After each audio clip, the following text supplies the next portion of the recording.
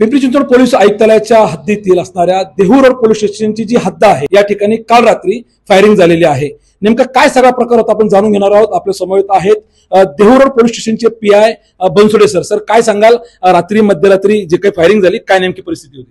रात्री 11:30च्या दरम्यान आम्हाला कंट्रोल कॉल प्राप्त झाला की आंबेडकर नगर देहू रोड भागामध्ये फायरिंग झालेली आहे अशी माहिती मिळताच आम्ही वरिष्ठ अधिकारी आम्ही स्वतः तिथं हजर झालो। माहिती घेत असता नंदकुमार यादव यांच्या भावाच्या मुलीचा वाढदिवसाचा कार्यक्रम होऊन गेला होता।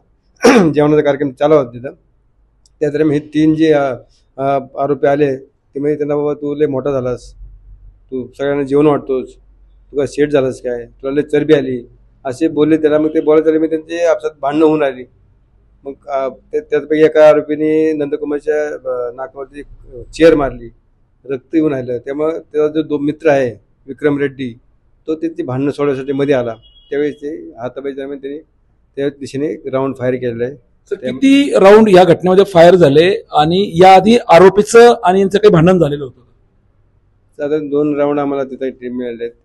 या दोघांचं आपसात भांडण कुठलं रेकॉर्ड आमच्याकडे उपलब्ध नाही आहे। आता सध्या ज्याच्यावरती राऊंड फायर करण्यात आलेले आहे त्याची परिस्थिती काय आहे आणि सध्या कुठे उपचार घेतात? ते डेथ झालेले तेव्हा वायसीएम हॉस्पिटलमध्ये रात्री 2 वाजता म्हणजे उपचारादरम्यान मृत्यू झाला आहे। चला बाबा, आम्ही देहू रोड पोलिसमध्ये गुन्हा दाखल केलेला आहे आणि आरोपीच्या शोधात 3 पथकं आम्ही नियुक्त केलेली आहेत। आरोपी नेमके कोण होते, त्यांचं काही नाव समोर आलंय का, त्यांच्यावरती आधी काही गुन्हे दाखल आहेत का? ते रेकॉर्ड बघतोय आम्ही। आरोपीचे नाव समजू शकले?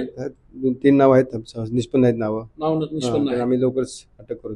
बरं, तर देहू रोड पोलीस स्टेशनच्या हद्दीमध्ये या ठिकाणी काल मध्यरात्रीच्या दरम्यान एक घटना घडली ज्यामध्ये रेड्डी नावाचे जे इसम आहे त्यांचा उपचारादरम्यान मृत्यू झालेला आहे।